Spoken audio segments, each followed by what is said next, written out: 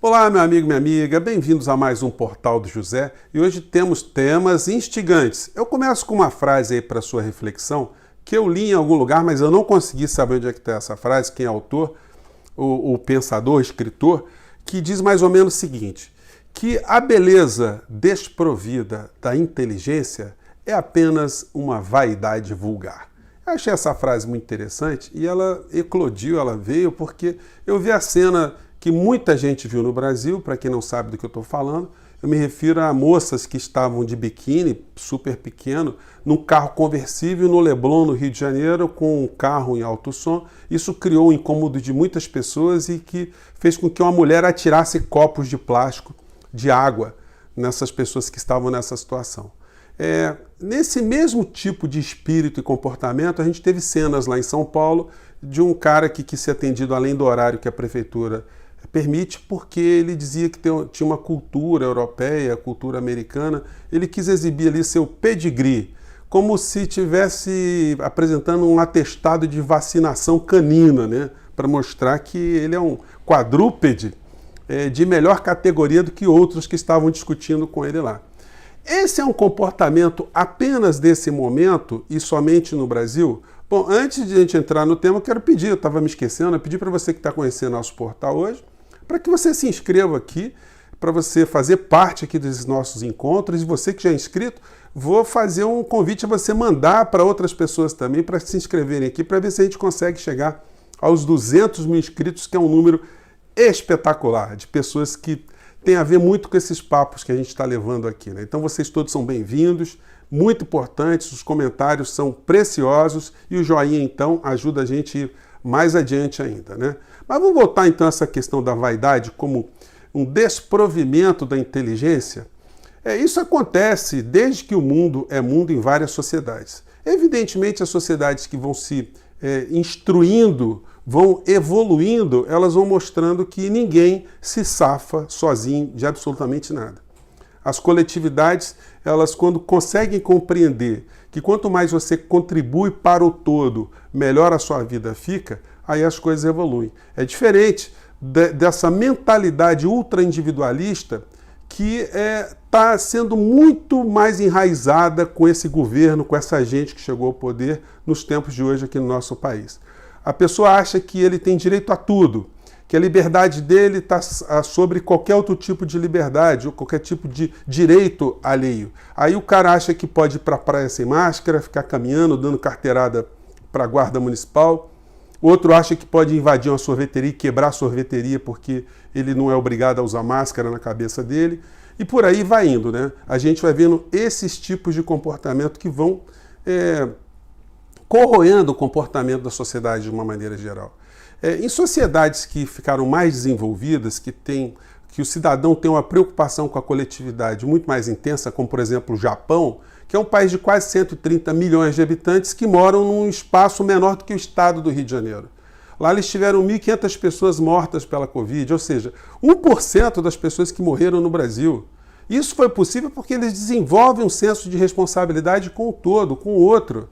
Se você pega a Coreia do Sul, a mesma coisa. Você pega países nórdicos, onde eles não acreditaram no respeito à ciência, no respeito ao direito do outro, eles colocaram em risco todas as evidências científicas, eles fracassaram. Então, os países que foram mais bem-sucedidos foram os que tiveram compreensão e respeito para com o próximo, se protegendo e protegendo o próximo. Se você quiser sair de uma sociedade diferente como o Japão, que a gente pode classificar como uma sociedade ultracapitalista, mas com um povo com comportamento socialista, porque tem preocupação com o outro, né? Se você for para Cuba, você vai pegar um país pobre, mas que tem uma dignidade, um respeito de um para com o outro. É um país que é pobre, mas com dignidade. Apesar de todo o combate, todas as críticas que eles sofrem, as pessoas desprezam o porquê que aquela sociedade tenha tantas carências, ou algumas carências fundamentais. Agora, não pensem vocês que nós estamos falando de povos infelizes. A tristeza maior do ser humano é quando ele consegue, por conta da sua ignorância, fazer disso uma burrice ou ostentação. Ele acha que ter coisas já o coloca numa condição diferenciada numa sociedade, sobretudo em sociedades tão desiguais como a nossa. E aí ele é bombardeado com a ideia que ele ser um vencedor é igual ele ter coisas. Aí realmente a gente cria uma sociedade de pessoas com distorção acerca da realidade, desrespeitando o direito do outro. Esse negócio de você ficar ostentando coisas assim de forma tão vulgar é de uma estupidez gigantesca. Vocês todos que estão espalhados no mundo inteiro, os brasileiros que convivem na Europa, percebem muito isso. Aqui no Brasil a gente percebe algumas distorções muito perturbadoras. Eu tenho parentes no litoral norte aqui de São Paulo, quando eu vou à praia com eles, a coisa mais assim bizarra é ver barcos gigantescos ali ancorados ali na praia, onde o cara coloca música sertaneja em alto som, funk, e pessoas dançando de biquíni ali, fazendo churrasquinho. O cara podia estar num lugar deserto, curtindo a natureza, ele fica ali ostentando para ele. Então, é uma coisa assim, é muito perturbadora, né? E quando a gente vê isso, a gente fala assim, meu Deus do céu, essas pessoas, elas não entenderam até hoje, elas vão entender quando elas estiverem bem velhinhas, que as coisas mais importantes da vida, o dinheiro não pode comprar. Então, é assim, são vidas muito fúteis de uma maneira geral. E aí quando você pega esse comportamento político tão degradado, que é uma ideologia, mas que tem um reflexo na economia, no bem viver de todos nós, o cara preocupado consigo próprio, ele acaba não prestando atenção de como é importante você ter um envolvimento para o bem de todos, né, da coletividade. Aí eu me lembrei aqui dessa figura aqui, o Bill Gates. Gente, você... se fizer uma pesquisa sobre Bill Gates, você vai ver ele andando em muitos lugares, sempre com sacolinha de livro.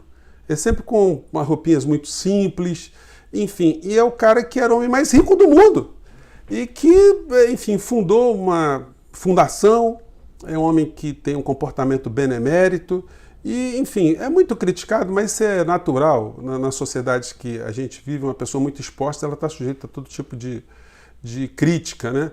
Mas as pessoas que são as mais bem-sucedidas no mundo, se você observar, elas têm comportamento muito simples. Eu vi em São Paulo, na rua Frei Caneca, umas 3 vezes, o Antônio Hermílio de Moraes, um homem bilionário, andando ali com a mesma roupinha, o mesmo terninho, parecia que ele estava com aquele terno há 30 anos, né? E parecia estar sem segurança, ficava assim meio com grande interrogação. Outro dia eu vi também com um senhor, um velhinho também, devia ser outro bilionário que eu não sei quem é, mas estava ali. E a gente vai vendo essas pessoas que cultivam outros tipos de valores, né? Uma coisa muito engraçada. Aí vai o outro achando que é a última bolacha do pacote porque está andando num carrinho, numa furreca, que se acha demais, né? Desde o cara está com aquele carro financiado lá em 300 vezes, né? E estão ali ostentando aquele comportamento, né, gente? Mas, enfim, é contra esse tipo de situação que a gente tem que estar o tempo todo aqui comentando, falando, enfim. E aí eu quero mandar já um abraço no segundo tema de hoje para o Henri Bugalho, que está voltando. Eu não conheço pessoalmente, nunca falei com ele, mas eu torci muito para ele recobrar a saúde dele o mais rápido possível, porque o intelectual e intelectuais são importantes no debate político no cotidiano. Eu fiquei meio impressionado que ele disse no vídeo que ele publicou hoje que ele recebe muita patrulha da direita, mas recebe patrulha da esquerda também. Isso deixa o cara assim com o seu astral carregado, pesado, né? E às vezes as críticas elas são desprovidas de inteligência também. Elas vão para o campo pessoal, elas agridem, e eu não quero nem chamá-lo de youtuber. Para mim, Henri Bugalho não é youtuber, ele é um filósofo. Youtuber é aquele cara que faz palhaçada na internet para angariar seguidores e ganhar algum dinheirinho nessa história. Uma pessoa que é um escritor, é um jornalista, é um poeta, é um músico, enfim, uma pessoa intelectual, tem que ser tratado desse nível aqui no YouTube. Então, é muito legal ele estar voltando, ele está de volta aqui aos embates, né? E eu peço sempre que as pessoas saibam discernir a crítica das ideias da crítica à pessoa. É uma pessoa que fala de uma forma tranquila, não agride ninguém, ele expõe seus pensamentos de forma honesta, como ele acredita, e é nesse campo que a gente tem que debater e não cair para esse comportamento olavista, né, de descredenciar, de atacar as pessoas, que foi o pior que essa onda bolsonarista trouxe para os nossos debates no cotidiano. Então fica meu abraço para ele. E para finalizar o nosso papo de hoje, eu quero falar da infodemia. A infodemia é uma espécie de epidemia das desinformações, né? Que está sendo muito observada, e essa expressão foi citada pelo Tedros Adhanom, o diretor-geral lá da OMS. E a gente vê o tempo todo essas bizarrices. Hoje o presidente da República publicou no canal dele uma fala, uma crônica do Alexandre Garcia, uma dessas pessoas que não é jornalista, é um bajulador do presidente da República, né? Disse o Alexandre Garcia que a Sociedade Europeia de Cardiologia está dizendo que a hidroxicloroquina não provoca arritmia. E daí que não provoca arritmia? Mas ela também não cura, ela não é nenhum estudo, mas isso aí eles colocam como se o Bolsonaro fosse um vidente, fosse o gênio da raça e tivesse intuído que a cloroquina era uma coisa espetacular. Vamos ver se dá para pegar um trechinho aqui, vamos lá. Agora está publicado pela Sociedade Europeia de Cardiologia, não é qualquer uma não, é a Sociedade Europeia de Cardiologia. O símbolo, se quiserem procurar na internet, pode pôr esse nome, ou ESC. Ou seja, as abreviaturas em inglês. Bom, ele vai falando aí, assim, todo orgulhoso, como se fosse assim, o Bolsonaro fosse o vidente, fosse o intelectual do mundo. E aí, pegando outra criatura também, a gente pega o Coppola também, fazendo uma análise por que o Bolsonaro teve 40% de aprovação também. É outro também que não é jornalista, também é como diz o outro, é uma garganta de aluguel. É o cara que é o defensor maior do governo. Vamos lá. Justamente a todo tempo. Então, se você acusa um presidente de fascista e autoritário, mas ele defende as liberdades individuais do cidadão contra os abusos dos governadores e dos prefeitos, ele sobe.